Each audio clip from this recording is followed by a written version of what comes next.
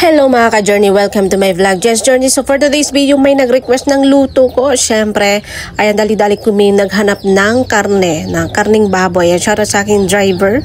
Ayan, pupunta kami doon sa Tagakpan. Nandito kami. So naghahanap kami dito na mabilhan na karning baboy kasi Sunday ngayon dito malapit sa church. Baka meron pero suddenly naubos na. So U-turn tayo and pupunta kami doon sa may Maladaya. Ayan, maraming mga tindahan doon. Baka meron. Magbabaka sakali tayo katulad ng pagmamahal. Ayan, charot lang. And syempre dadan kami dito sa Tagakpan Elementary School and High School. Ito yung gymnasium nila.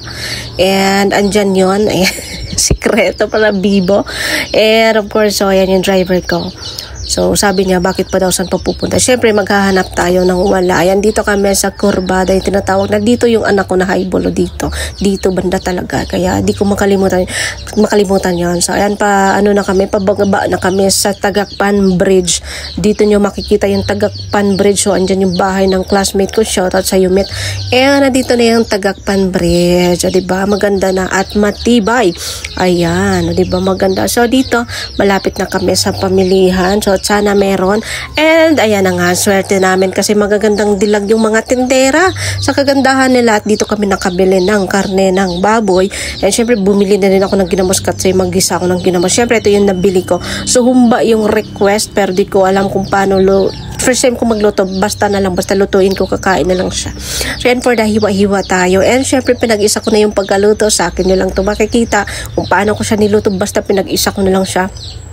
Rice cooker pa yung nilutuan ko guys para easy lang. And ayan, nilagay ko na lahat yung mga ingredients. Ayan, may paminta, may daon ng laurel, may Sprite, ayan, garlic, onion, and nilagyan natin ng sugar. Syempre yung Sprite, and nilagyan po natin ng toyo at suka. At syempre konting asin para di masyadong malat. Ayan, nagbubble siya dahil po yan sa Sprite.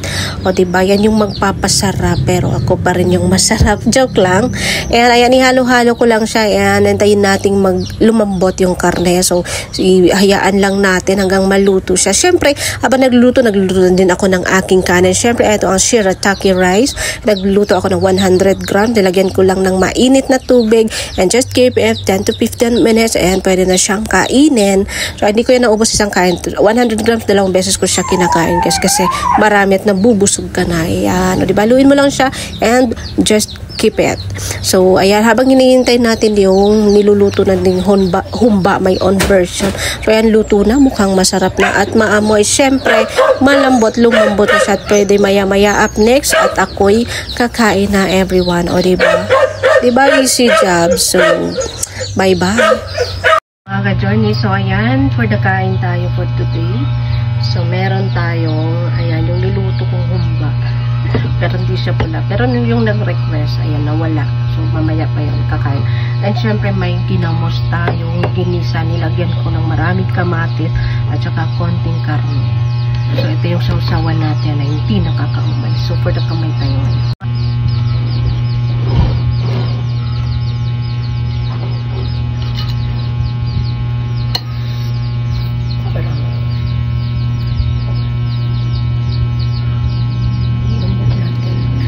Yung ginamos.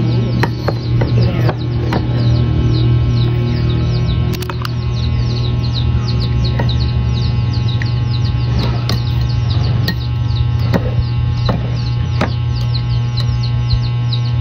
So, magkabay tayo kasi parang maramdaman natin yung sarap. Maramdaman yung sarap. So, ito yung shirataki rice.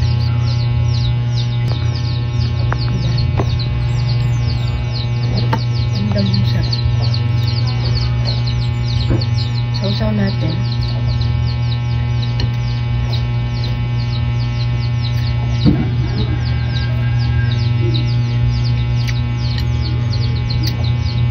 Hindi na lang siya masyadong matamis kasi kunti lang yung asukal. Hindi lang ganito. May chili yung ginamos natin.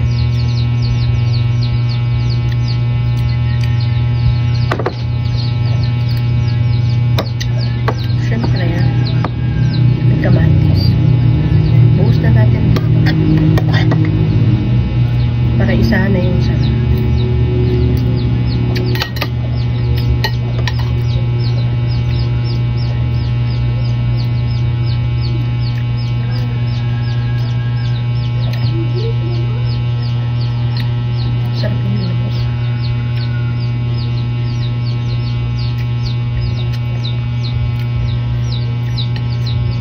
tamis at alat. Nag-aaway sa bibig.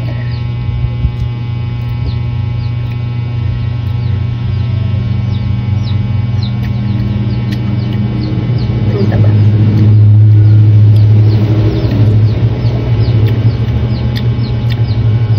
Sarap. Yung pagluto ko nito, dinamad.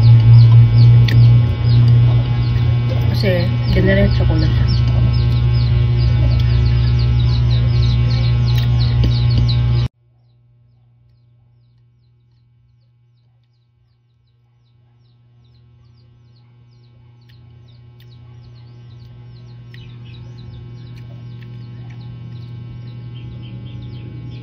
Nakain ko naman yung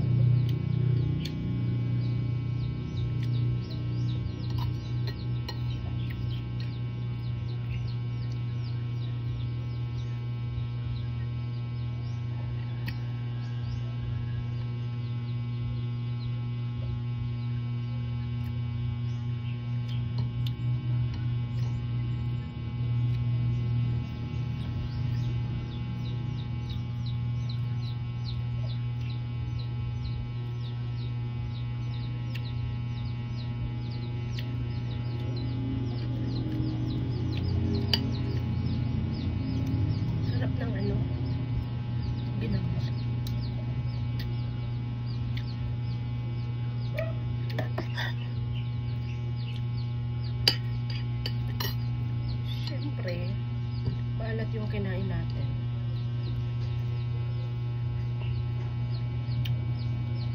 Magtubig lang tayo.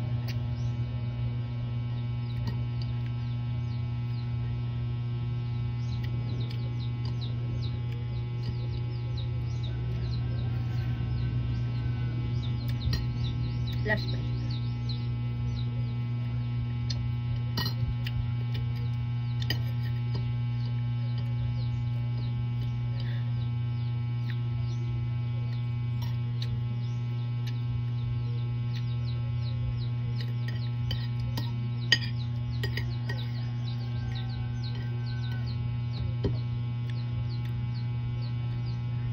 Sausaw natin.